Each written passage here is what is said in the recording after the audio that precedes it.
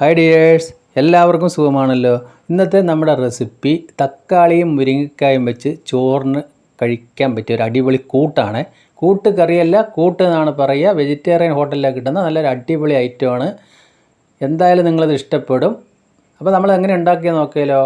അതിനായിട്ടൊരു 3 മുരിങ്ങക്കായ എടുത്തിട്ടുണ്ട്, 3 നന്നായി പഴുത്ത മീഡിയം സൈസ് തക്കാളി എടുത്തിട്ടുണ്ട്, പിന്നെ ഒരു ചെറിയ അരമുറി തേങ്ങ ചെറിയതും.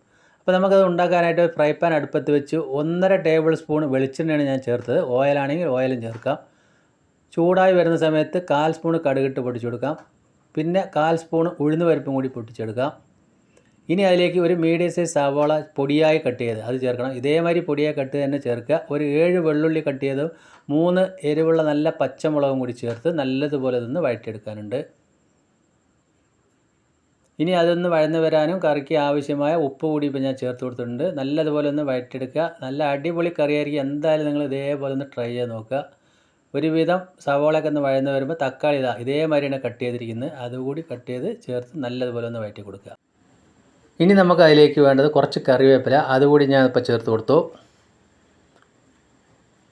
അപ്പോൾ നമ്മളത് 1.5 മിനിറ്റ് ഒന്ന് ശരിക്കും ഒന്ന് വഴറ്റിയെടുക്കാനുണ്ട്. ഇതേ ഘട്ടത്തിലാവുന്ന സമയത്ത് നമ്മൾ അതിലേക്ക് അല്പം പൊടികൾ ചേർക്കാം. 1/2 സ്പൂൺ മല്ലിപ്പൊടിയും 1/2 സ്പൂൺ മുളക് പൊടിയും 1/4 സ്പൂൺ മഞ്ഞൾപ്പൊടിയും ചേർത്ത് ഒന്ന് ജസ്റ്റ് ഒന്ന് എണ്ണയിലൊന്ന് വഴറ്റി കൊടുക്കാം. ഇനി അതിലേക്ക് മുരിങ്ങക്കായ ചേർത്ത് കൊടുക്കാം. അപ്പോൾ എന്തായാലും നിങ്ങൾ ഇതേപോലെ ഒരു കറി ഉണ്ടാക്കി നോക്കുക. നല്ല അടിപൊളി ടേസ്റ്റ് എന്ന് പറഞ്ഞാൽ നമ്മൾക്ക് എല്ലാവർക്കും ഇത് ഇഷ്ടപ്പെടും. ഇനി അതിലേക്ക് നമ്മളൊരു 3/4 ഗ്ലാസ് വെള്ളം ഒഴിച്ചു കൊടുത്തിട്ട് ഒരു 10 മിനിറ്റ് ഒന്ന് അടച്ചു വെച്ച് വേവിക്കാനുണ്ട്. അപ്പോഴേക്കും നമ്മൾക്ക് ആ തേങ്ങ ഒന്ന് അരച്ച് വരണം. അതിനായിട്ട് ഒരു മിക്സിയുടെ ജാറിലേക്ക് തേങ്ങ ചേർത്ത് കൊടുത്തു.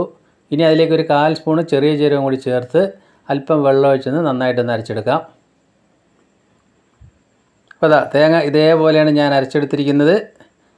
10 മിനിറ്റ് കഴിഞ്ഞ് നമ്മൾ തുറന്ന് നോക്കുന്ന സമയത്ത് മുരിങ്ങക്കായൊക്കെ ഒരു 3/4 വേവായിട്ടുണ്ട്. ആ വെള്ളമൊക്കെ ഒന്ന് വറ്റിയതാണ് ഇതേപോലെ സെറ്റായിട്ടുണ്ട്. തക്കാളിയൊക്കെ ശരിക്കും വെന്തതിൽ ചേർന്നിരിക്കണം. ഒരല്പം കൂടി വെള്ളം ഞാൻ ഒഴിച്ചു കൊടുത്തു. പിന്നെ നമ്മൾക്ക് വേണ്ടത് 2 സ്പൂൺ പുളിവെള്ളം, വാളം പുളിവെള്ളം, അതുകൂടി ചേർക്കുമ്പോൾ കറിക്ക് പ്രത്യേക രുചിയായി. മുരിങ്ങക്കായുടെ പുളിയും ആ പുളിയും കൂടി നല്ല രുചിയായിരിക്കും. എന്നതിന് ശേഷം 5 മിനിറ്റ് കൂടി നമ്മൾക്ക് വന്ന് അടച്ചു വെച്ച് ഉപയോഗിക്കാം. ഇപ്പോൾ ആ പുളിയൊക്കെ അതിലേക്ക് ശരിക്കും ചേർന്ന് പിടിച്ച് നല്ലപോലെ സെറ്റായിട്ട് വന്നിട്ടുണ്ട്. ഇപ്പോൾ മുരിങ്ങക്കായൊക്കെ ശരിക്കും ഒന്ന് വെന്ത് വന്നിട്ടുണ്ട്. ഈ സമയത്ത് നമുക്ക് തേങ്ങ അരച്ചത് അതിലേക്ക് ചേർത്ത് കൊടുക്കാം. അതിന് ശേഷം കുറച്ച് മാത്രം വെള്ളം ഒഴിച്ച് കൊടുക്കുക. എന്നിട്ട് നല്ലതുപോലെ ഒരു 2 മിനിറ്റ് തിളപ്പിച്ചതൊന്ന് കുറുക്കിയെടുക്കാനുണ്ട്.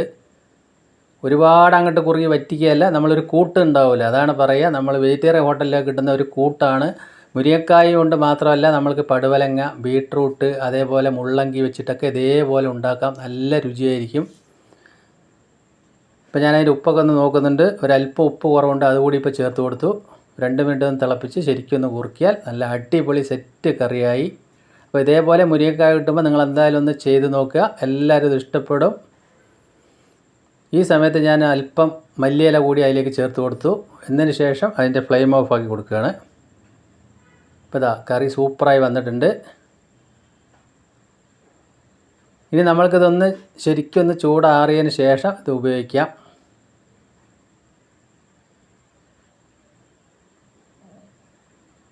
അപ്പോൾ ഒന്ന് ചൂടാറിയതിന് ശേഷം നമ്മുടെ കറി കണ്ടില്ലേ, ശരിക്കും അതൊന്ന് നല്ല കുറുകുറാന്ന് ഇതേപോലെയാണ് ഉണ്ടാവുക. പിന്നെ ചോറിൻ്റെ കൂടെ ഈ കറി തന്നെ ധാരാളമാണ്.